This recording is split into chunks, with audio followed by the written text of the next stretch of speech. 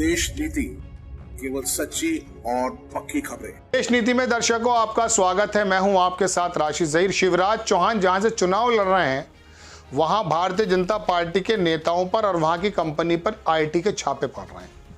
आपको लगेगा देखिए साहब, प्रशासन तो यही होना चाहिए।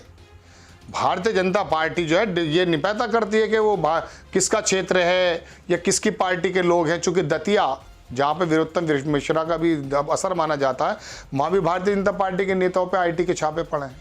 तो पहली प्रथम दृष्टया तो यही नजर आता है कि देखिए भारतीय जनता पार्टी जो है किसी तरह का भेद नहीं करती है। लेकिन आपको यहीं रुकना पड़ेगा। खबर के पीछे की खबर कुछ इस प्रकार से विश्लेषण हो सकती है दर्शकों कि आपको याद होगा नितिन गडकरी पूरे 10 साल में एक ही विभाग के बारे में सीएजी ने कुछ ऐसी रिपोर्ट दी कि नितिन गडकरी की पर्सनैलिटी को डिफेम करने की बात कही गई। याद है आपको, नितिन गडकरी के एक हाईवे के बारे में कहा गया कि इसके अंदर अनियमितता बरती गई है। इतने फुट बनी थी, इतने मीटर बनी थी, इतने पर टेंडर हुआ था, इतना पैसा लग गया। नितिन गडकरी भी सफाई देने लगे, लेकिन आवाज़ ये उठी कि आखिरकार नितिन गडकरी के विभाग के बारे में ही सीएजी से ये चूक क्यों हो गई, या ये आरोप कैसे लगा दिया गया जिसके बारे में नितिन गडकरी बाकायदा सफाई देने लगे। लेकिन भोंपू मीडिया और गोदी मीडिया तो इतना लंबा प्रोग्राम चलाए बैठी थी कि नितिन गडकरी की विभाग के बारे में, जिसके बारे में चंद लोग ये कहते हैं कि कुछ काम हुआ है, उनके बारे में शक लगाने लगे थे। वजह जानकारों का कहना यह था कि दरअसल नितिन गडकरी को साइड लाइन करने की कोशिश की जा रही है।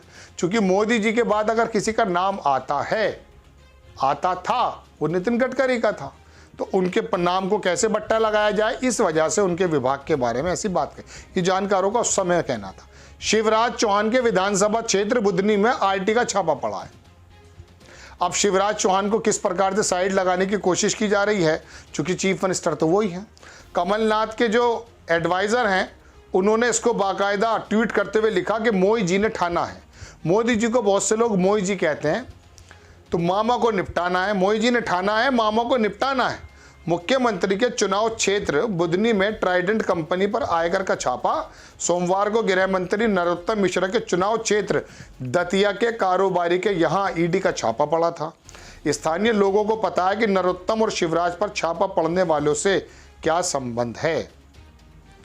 खबर लिखता है कि सीहोर बुधनी के ट्राइडेंट कंपनी में इनकम टैक्स का छापा, कैंपस किया सील, लगभग 50 गाड़ियों में पहुंची आईटी की टीम, कागजों की छानबीन शुरू।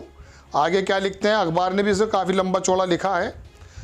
मुख्यमंत्री के विधानसभा क्षेत्र में आयकर का छापा, बुधनी की ट्राइडेंट कंपनी आईटी की रेड, 60 गाड़ियों से पहुंची टीम। वो भी देख लीजिए, वो भी क्या है, दतिया क्षेत्र में क्या हुआ है। महादेव ऐप गेमिंग मामले में भाजपा पार्षद के चचेरे भाई के घर पर ईडी पर छापा।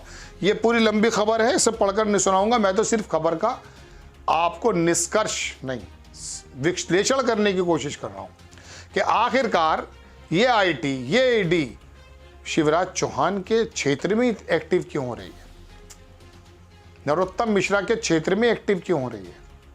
ऐसा तो नहीं कि अभी कुछ दिन पहले आपको याद होगा प्रधानमंत्री जी मध्य प्रदेश में कह रहे थे कि नेशनल करप्ट पार्टी एनसीपी, और उसके मंत्री अजीत पवार का नाम तो नहीं लिया था, लेकिन सिंचाई विभाग उन्हीं के पास था। सिंचाई विभाग तो अजीत पवार के पास था। तो प्रधानमंत्री जी कह रहे थे कि 35,000 करोड़, टोटल तो 70,000 करोड़ बताए थे, 35,000 करोड़ का घोटाला है। तो पूरा देश उम्मीद ये कर रहा था कि अजीत पवार महाराष्ट्र के और नेताओं की तरह जेल में चले जाएंगे, लेकिन वो तो 5 दिन बाद डिप्टी सीएम बन गए भारतीय जनता पार्टी के साथ। तो पता ये चला कि ये आईटी और ईडी और ये हुई और वो भी, ये तमाम जो है बड़ी टाइमिंग के साथ आदमी देख करके छापे मारती हैं।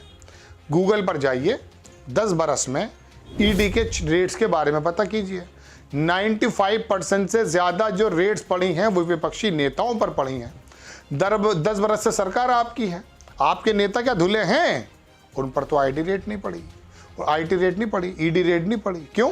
सारे के सारे जो लोग विपक्ष में बैठे हैं उन्हीं पर रेट पड़ रही है। तो पता चल जाता कि ईडी और आईडी का किस प्रकार से इस्तेमाल हो रहा है। लेकिन बहरहाल ये इस्तेमाल इन दिनों शिवराज को साइड लाने के लिए किया जा रहा है, या उनके ताबूत में आखिरी कील ठोकने की बात चल रही है, या फिर बता दीजिए ना कि साहब आप रिटायर हो जाइए, आप चले जाइए, कह दीजिए ना साहब। एक एक दो सूची में नाम नहीं आता है, इंतज़ार कराते हैं, सीएम फेस घोषित नहीं करते हैं। क्या मध्य प्रदेश में शिवराज चौहान के बिना भारतीय जनता पार्टी जीत सकती है? सोचिए। आपको खबर कैसी लगी अपनी राय कमेंट्स बॉक्स में ज़रूर दीजिए। चैनल को सब्सक्राइब कीजिए, शेयर कीजिए। नेक्स्ट टाइम मैं किसी खबर के साथ आता हूँ। जय हिंद।